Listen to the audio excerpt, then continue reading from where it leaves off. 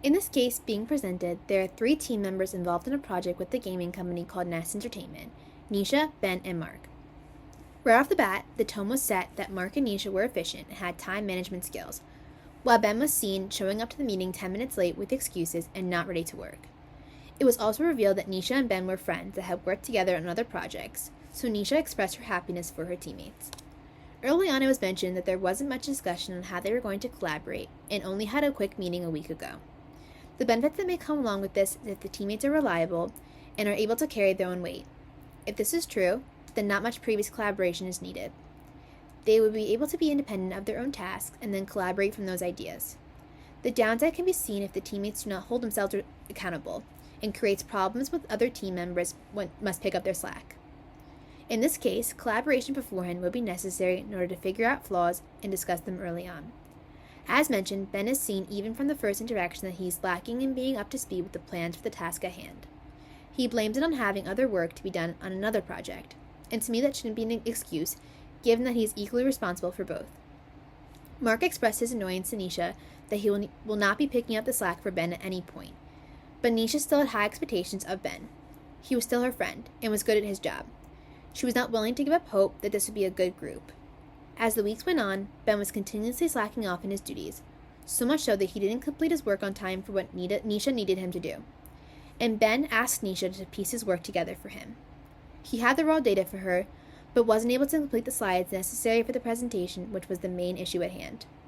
At this point, Nisha wanted to call Ben out for not picking up his weight around the group, but she didn't want to cause trouble, and knew that she wanted this project to succeed. What she should have done was politely told Ben that the behavior that he is acting in is completely unprofessional and unfair, given that he accepted to be on this project. Now that they are weeks into the project, he should have had a better footing on how to manage his time accordingly. It was noted that the HR of the company had recently launched an app that was made to rate team members on their performance in the group. They received training on what to say when a teammate wasn't properly performing, as well as how to respond in a calm manner. With this in mind, Nisha called Ben and discussed that his actions were not positively affecting the group, but got nowhere in the conversation. Ben was dismissive of the fact that Nisha was trying to be firm in her tone, and instead guilted her by saying he's appreciative and would do the same for her. Nisha should have been upfront of the fact that nowhere in the conversation did Ben say he would fix his actions. Clearly, he thinks his group is not worth his attention, and instead of being apologetic about the work, he should be apologizing for the way he's acting. If he knew the project that he was on was time-consuming, he should have not accepted the group project with Mark and Nisha. After this conversation with him, she then called upon her mentor to discuss whether or not she should rate Ben fairly. If I was her mentor, I would take what the experts at the end of the reading said into consideration, particularly around the fact that although Ben had another project, there was no issue such as family death or personal issue regarding a family member. Since that is not the case, it is appropriate to call Ben out on his behavior. Even more so, Nisha has been picking up the slack of his work. In this case, it is seen that the woman is taking more responsibility of the issues within the group than the man is. This raises the question as to why Mark isn't seen to have this dilemma of rating his performance low, and why he hasn't picked up the slack. It's understandable that Nisha feels guilty as Ben is her friend. She's never worked on a project where he's exuded this behavior, but for this to be going on for weeks is deemed unacceptable.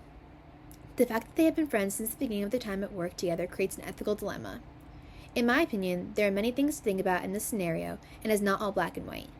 Ultimately, as a friend, they each have responsibilities with one another. Despite them being friends, it should not dismiss the fact that they are also co-workers.